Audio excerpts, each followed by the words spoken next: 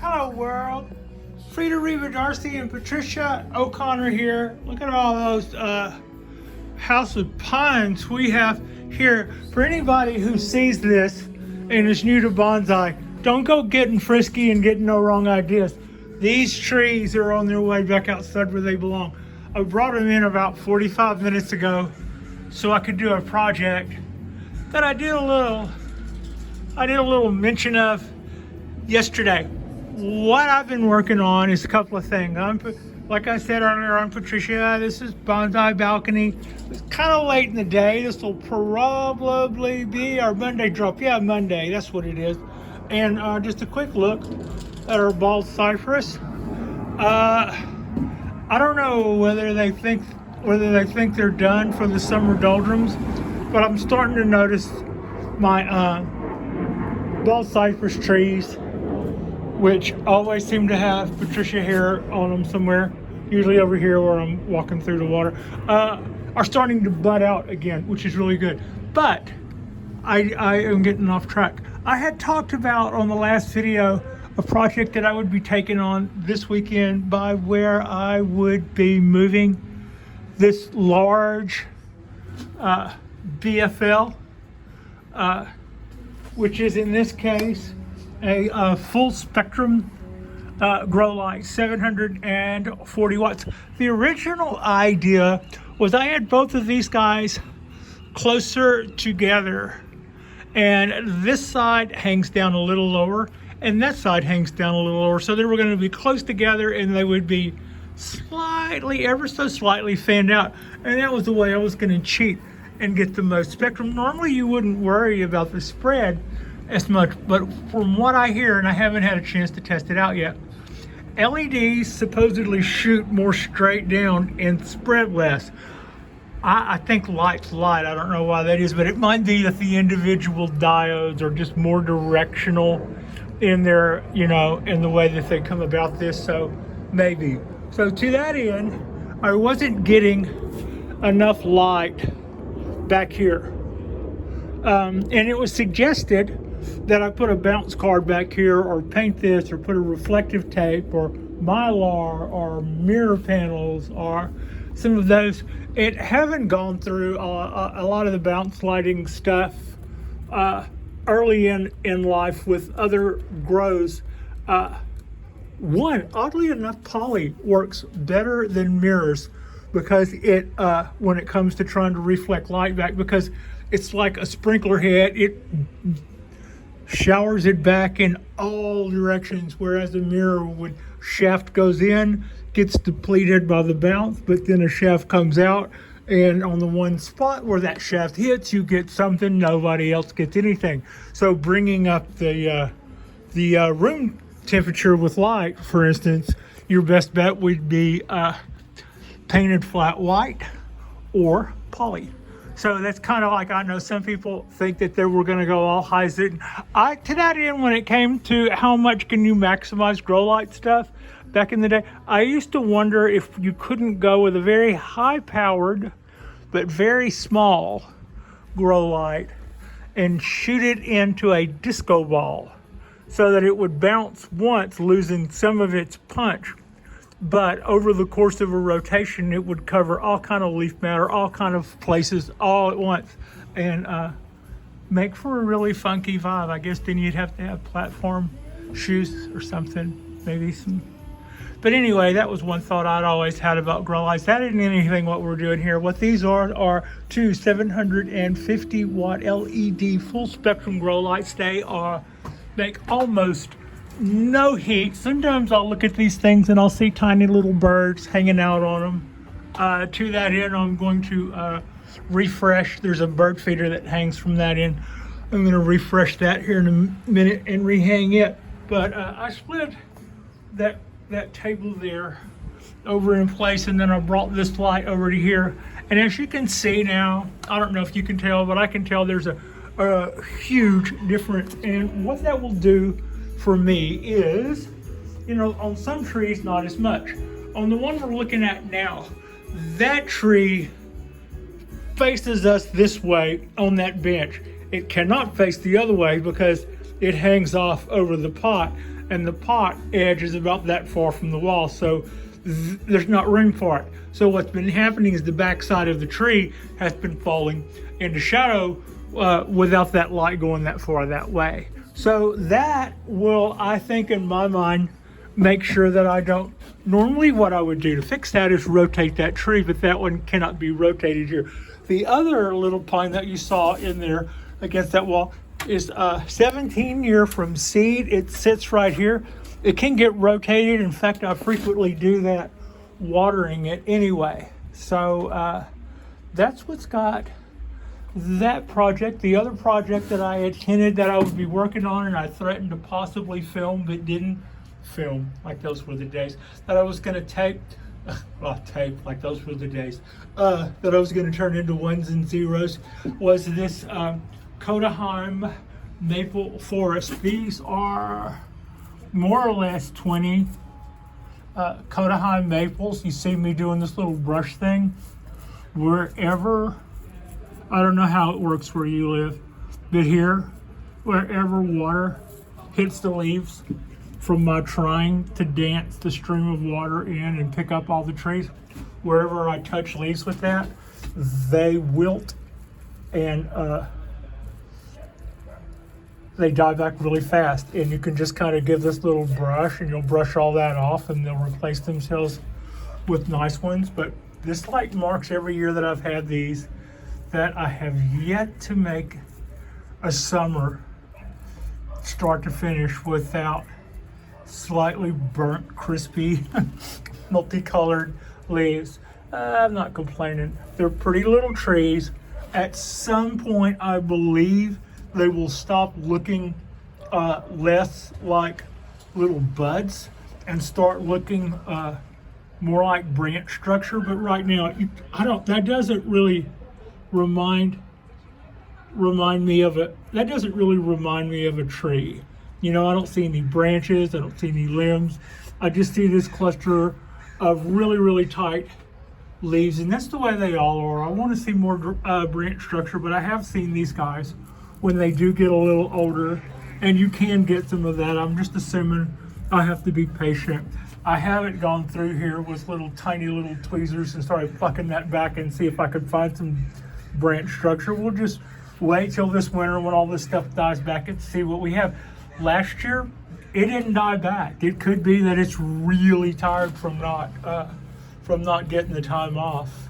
But Koto Hime maples, what's good about them and the reason that I went with these as a forest is, as you can see, their leaves are pretty small and they can get smaller. So as far as doing tiny trees and stuff, like this is pretty sure this probably still qualifies as a show hen size forest, and we're starting to get some variation in the trunk diameter. These trees are all the same age, but as they fight it out, some of them definitely start to take on a stronger look than others, and some want to grow up taller. I have to watch how I'm pruning them. The idea is to have this guy pretty much be our dominant tree and then gradually bring everything else up. So this guy needs to be a little taller than this one, but I didn't like where it would get cut back, and then that would mean that I was going to do something that I didn't. So sometimes you look ahead at what you're going to end up cutting and you go, yeah, we need to pause on that for a minute. But we still know this needs to be the tallest, this needs to be second, that needs to be about the same, this needs to be back here, so that we're going to get our little pyramid shape or our triangle shape out of multiple trees. What we'll do with 18 to 20 trees, what you would normally do with one tree, and that is have a shape that kind of, not that tall, but it'll still, and it doesn't have to be centered. In this one, it will be centered. But we could decide that this is our dominant tree, and our triangle could be slightly off-centered, right? Because that also is pleasing, and it's kind of cool. So What I did here was raked back a lot of the old moss. I filled in, I vacuumed it also. I pulled out a lot of weeds, and then I vacuumed out stuff. All the loose stuff, if it was loose, I vacuumed it the hell up. And then I put down some fresh boon mix. Because I have it handy, I'm not going to go too nuts with the ingredients right now. This thing is going to get repotted here next season, next winter, this season, next winter, and this winter I should say. And then I put a little sand in there just to fill in. I knew that if I put in more gravel and stuff, I was going to have to go in with the little fingers and chopsticks and stuff and try to spread it out. But it would be a lot easier just to spread a little playground sand in there. I didn't try to make paths. There's not a rhyme or reason to it. I just filled in some of my low spots and some of my exposed roots, which is where these trees begin to push themselves up out of the pot. And on some of these guys, I've got roots doing this, which when those guys stay, I am fine with those guys staying like that. If that gets fat and big and becomes base to these little trees, that will be so cool. But right now the sand makes for a good way to keep them from, well, it helps to keep moisture in there. I'm filling in some of the low spots where when I took out the moss, I took out the shot akadama with it, but I didn't go too nuts because, like I said, this guy is a couple of months away from repotting. And speaking of repotting, because it's a forest, it makes it easier than individual bonsai trees.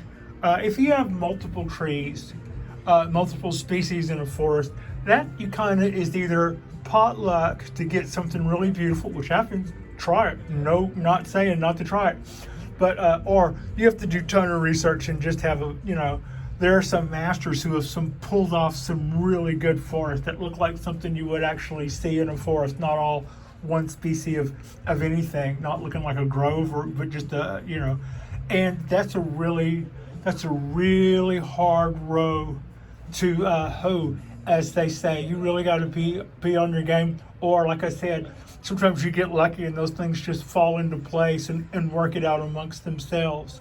But otherwise, same species forest. The bright side to doing a forest is, one, if you start off like you're one of those people who wants to start from seed and you look at a bunch of, so you start 100 anything, and so now you're looking at them and you picked out, you've had a little beauty contest in your head where you've got these runners up and you say, this one's out, and so now you've gotten it down to a couple that you like that are going to be the master's tree. You're going to see how well you can do with them. Well, that's still going to leave quite a few trees that for whatever reason didn't make the grade. And whereas some of those others that kind of made it to the semifinal round, they might look good to you later. Some of the ones that you cast away first, that didn't make the first round or the first cut, those are your forest trees. Those actually make better forest than trying to do 18 gems. It just doesn't look natural. These guys have got a little ways to go before, in my mind, they look natural, but they are getting there. The leaf size in the end will help us. What we lack in branch structure doesn't.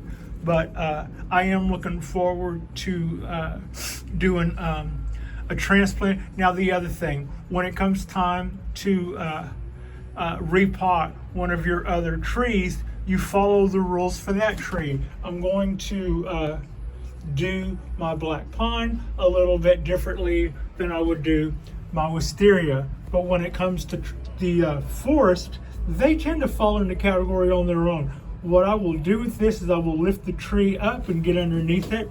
I will cut the wire that's holding the mound of soil in the base, and like grabbing a rabbit by its ears, I'll pick up a couple of these trunks over here on this side and run a couple of fingers around 2 or 3 trunks on this side, and I'll lift the whole mound of forest up out of that pot.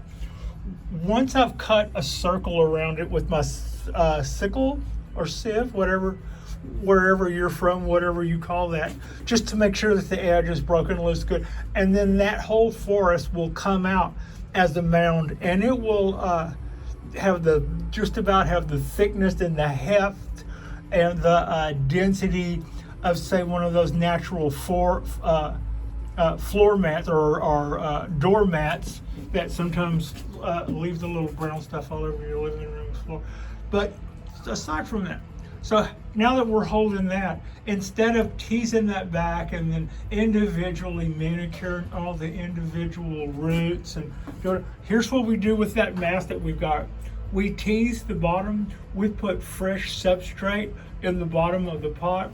We cut back the mound that's underneath it, a third, a half, whatever our judgment call tells us, which will give us room to grow on. And we set the now thinner disc or mat of trees down a little lower in the pot. Run another wire in it to run it down if you want to. They're probably not going to blow anyway. It's a heavy mass of trees. So the thing where you have to do the individual root balls and you're deciding whether or not to bare root them or not, none of that comes into play when you have a forest, unless there's something that you feel you have to do, like you have a dead tree in the middle and you want to cut that out, or you decide that you have a design idea that you want to exercise, you want to create space in one end or another. Otherwise, it's pretty easy. It's in a lot of ways quite a bit easier than doing your individual trees, which by themselves are supposed to stand on their own in their own, like, you know, and that's everything pretty much by your hand, and they grow how they grow. But if you've done everything right, they do that, and if you don't know what to do, that will reflect too. That looked a lot worse to me when I got it than it does now, so I would say good on that. A master knows better. A master goes, yeah, Patricia, rolls her eyes at that. But I'm pretty happy with my little Japanese black pine. I would like to be happier. I was bragging earlier that we had made it all the way to late spring with still mostly green leaves on our little maple forest, but that's gone pretty well all in all. So that's kind of how I would leave that. I went to rip this up today. This is the top that I cut off of here, and unfortunately when I pulled it up out of the ground, I saw that it was really trying to root if I would have just given it a freaking second. So I put some sand on top of it so that it would stay wetter longer, and repotted it, and let's see if it forgives me. So that's what's going on there with that little Mame size bougainvillea. The oak is still looking good. All my other little Shohan and Mames are doing well. If you notice the little tick up in this pitch of my voice, I've got the second battery warning. So I guess you guys will benefit from that. We'll call this enough a little quicker. A quick look at the cork bark oak. It did survive yesterday. That's the back of it. Now the face of it, it kind of bows. So that side is now facing out. Our crows are being feisty, and our pines are all budding out. So things are looking up. Like and subscribe if you guys have not already, and this will end up being our Monday drop, and then we'll pick one up come Wednesday. Thank you so much for watching.